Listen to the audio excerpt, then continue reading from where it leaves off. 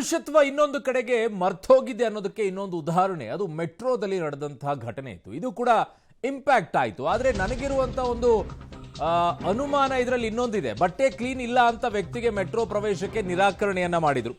ವ್ಯಕ್ತಿಯನ್ನ ಮೆಟ್ರೋ ಒಳಗೆ ಸಿಬ್ಬಂದಿ ಬಿಡಲಿಲ್ಲ. ಆ ಸಿಬ್ಬಂದಿಯನ್ನ ಅಮಾನತು ಮಾಡಿದ್ದಾರೆ. ಫೈನ್. ಪಬ್ಲಿಕ್ ಟಿವಿ ವರದಿಯ ಬಿಗ್ ಇಂಪ್ಯಾಕ್ಟ್ ಇದು.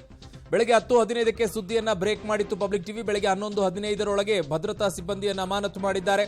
ಪಬ್ಲಿಕ್ ಟಿವಿಯ ವರದಿಯ 1 ಗಂಟೆ ಒಳಗಡೆಗೆ ಬಿಗ್ ಇಂಪ್ಯಾಕ್ಟ್ ಆಗಿದೆ. ಘಟನೆ ಕುರಿತು ಈಗ BMRCL ಕ್ಷಮೆ ಯಾಚಿಸಿದೆ. ಬಟ್ ನಂಗಿರುವಂತ ಪ್ರಶ್ನೆ ಒಂದೇ, ಅದರಲ್ಲಿ ಆ ವ್ಯಕ್ತಿ ಸಿಬ್ಬಂದಿ ಆ ವಿಡಿಯೋದಲ್ಲಿ ನಾನು ಕೇಳಿಸ್ಕೊಳ್ತಾ ಇದ್ದೆ. ಆ ವಿಡಿಯೋದಲ್ಲಿ ಹೇಳ್ತಾನೆ ಅವನು, ನಮಗ್ ಬೈತಾರೆ ಸಾರ್ ಅಂತೇಳಿ. ಯಾರು ಬೈಯೋದು? ಟಿಕೆಟ್ ಇದೆ, ಎಲ್ಲ ಇದೆ ಅವ್ರದ್ದು. ಅವ್ರನ್ನ ಯಾಕೆ ಒಳಗ್ ಬಿಡಲ್ಲ? ಆತರ ಬೋರ್ಡ್ ಇದಂತೆ, ಗಲೀಜ್ ಗಟ್ಟೆ ಹಾಕೊಂಡಿರಿಗೆ ಬಿಡಲ್ಲ ಅಂತ. ಎಲ್ಲಿ ತೋರ್ಸು ಅಂತೆ ಬೋರ್ಡ್.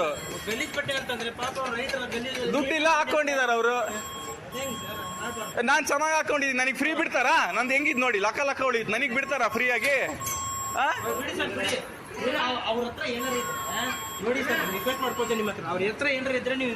ಏನಾರ ಇದ್ರೆ ತೆಗೆದು ಹೊರಗೆ ಕಳಿಸಿ, ನಾನೇನ್ ಹೇಳಲ್ಲ. ವಾರ್ನಿಂಗ್ ಮಾಡಿದ್ದಾರೆ ಸರ್. ಆಗಲ್ಲ ಸರ್. ಪಾಪ ಅವರು ಗಲೀಜ್ ಇರ್ಲಿ, ರೈತರವ್ರು ಪಾಪ ಅವ್ರಿಗೆ ಏನ್ ಗೊತ್ತಾಗತ್ತೆ ಹೇಳಿ. ನೀವು ಗಲೀಜ್ ಆಗ್ತದೆ ನೀವು ಹೇಳಿ, ವಿಚಾರ ಮಾಡಿ. ಹಳ್ಳಿಯವರು ಇವಾಗ ನಮಗೂ ಈ ಘಟನೆ ಕೂಡ ನಮಗೆ ಗೊತ್ತಾದ ತಕ್ಷಣ ನಾವು ಕೂಡ ಅದ್ರ ಬಗ್ಗೆ ವಿಚಾರಣೆ ನಡೆಸಿದ್ವಿ. ನಾವು ಕನ್ಸರ್ನ್ಡ್ ನಮ್ಮ ಸೆಕ್ಯೂರಿಟಿ ಏನಿದೆ ಅವರಿಗೆ ತನಿಖೆ ಮಾಡೋಕ್ಕೆ ಹೇಳಿದ್ವಿ. ಇವಾಗ ತನಿಖೆಯಲ್ಲಿ ನಮಗೂ ಕೂಡ ಇದೇ ಗೊತ್ತಾಗಿದೆ, ಅವರು ಮಾಡಿರೋದು ಸರಿ ಇಲ್ಲ ಅಂತ. ಅವ್ರು ಮಾಡಿರೋವಂಥ ಈ ಇನ್ಸಿಡೆಂಟ್ ಏನಿದೆ, ನಾವು ಅದನ್ನು BMRCL ಖಂಡಿಸ್ತದೆ. ಅಲ್ಲದೆ ಇವಾಗ ನಾವು ಆ ಸೆಕ್ಯೂರಿಟಿ ಸೂಪರ್ವೈಸರ್ ಯಾರು ಈ ವಿಚಾರಕ್ಕೆ ಒಳಪಟ್ಟಿದ್ರು ಅವ್ರನ್ನ ನಾವು ಆಲ್ರೆಡಿ ಟರ್ಮಿನೇಟ್ ಮಾಡಿದ್ವಿ. ಸೊ ನಮ್ಮ ಮೆಟ್ರೋ ಸಾರ್ವಜನಿಕ ಸಾರಿಗೆ ಆಗಿದ್ದು ಎಲ್ಲರೂ ಪ್ರಯಾಣ ಮಾಡುವಂಥ ಒಂದು ಸಾರ್ವಜನಿಕ ಸಾರಿಗೆ. ಇದರಲ್ಲಿ ಯಾವ ಭೇದ ಭಾವನೂ ಇಲ್ಲ. ಹಾಗಾಗಿ ನಾವು ಈ ಘಟನೆಯನ್ನು ತುಂಬ ಸೀರಿಯಸ್ ಆಗಿ ತೊಗೊಂಡು ಆ ಸೆಕ್ಯೂರಿಟಿ ಸೂಪರ್ನ ಟರ್ಮಿನೇಟ್ ಮಾಡಿದ್ವಿ. ನನ್ನ ಫ್ರೆಂಡ್ ಕಾರ್ತಿಕ್ ಈ ವಿಡಿಯೋ ಶೇರ್ ಮಾಡಿದಾಗ ನನಗೆ ನಂಬೋಕ್ಕಾಗಲಿಲ್ಲ. ಮೆಟ್ರೋ ಅನ್ನೋದು ಒಂದು ಪಬ್ಲಿಕ್ ಸರ್ವಿಸ್ ಫೆಸಿಲಿಟಿ ಇರೋದು.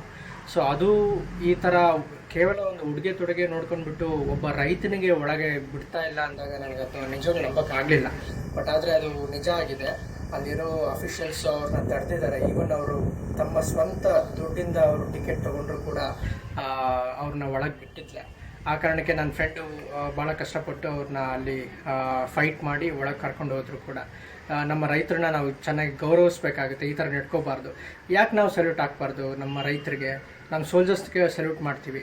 ಹಾಗೆ ರೈತರಿಗೆ ಏನಾಗಿದೆ, ಅವರು ಎಷ್ಟು ಕಷ್ಟಪಟ್ಟು ಬೆವರು ಸುರಿಸಿ ಕೆಲಸ ಮಾಡ್ತಾರೆ, ಅವ್ರಿಗೆ ಗೌರವಿಸ್ಬೇಕು ನಾವು. ಅವರು ಭಾಳಷ್ಟು ಅರ್ಹರಾಗಿರ್ತಾರೆ ಅಂತ ನಾನು ಹೇಳಕ್ಕೆ ಇಷ್ಟಪಡ್ತೀನಿ.